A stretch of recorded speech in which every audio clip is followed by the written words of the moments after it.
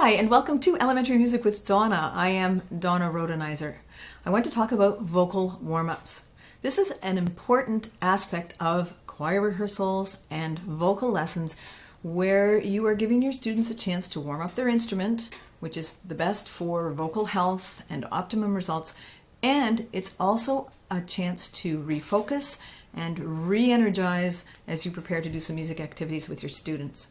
In my elementary music classrooms, where I have a group of choir students arriving from different grade levels and from various places in the school, if they're coming from phys ed or they're coming after recess or after lunch or at the end of the day or the beginning of the day, all of those different places bring with them a different kind of energy level. And so I need to take that and redirect and refocus. And vocal warm-ups help me do that.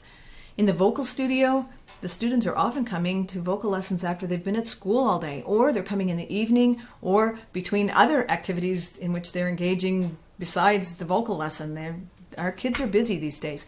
And so the vocal warm-up is an important way to refocus, energize, and bring the students into the direction that we want them to be in order to have a successful lesson. I've put together a series of vocal warm-ups that are in a variety of styles. Some are for warming up the voice, and some include some body percussion to add a little bit of challenge. Some of the vocal warm-ups are actually songs that include physical movement, so you are warming up from head to toe.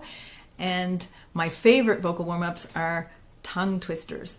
Tongue twisters are such a great activity to do with the students. They get caught up in trying to get all those words right, and when they mess that up, then they trip up on the tricky words, then they end up laughing, and that laughter is a great release. It's a great way to have them relax and a great way to warm up and get into the making music, the work part of making music.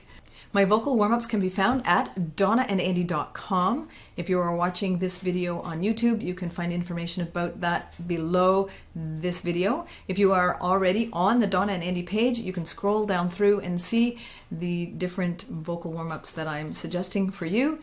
And I hope that regardless of your situation, whether you're in an elementary school, middle school, high school, community choir, vocal studio, or homeschooling, that you will find some vocal warm-ups that suit your purposes and provide a great way to launch into some music making with the students in your life.